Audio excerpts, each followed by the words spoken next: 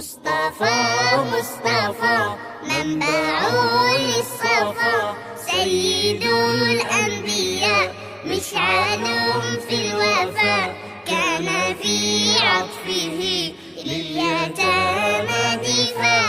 مصطفى مصطفى منبع للصفا، سيد الأنبياء مشعل في الوفا، كان في عطفه لليتامى دفاع.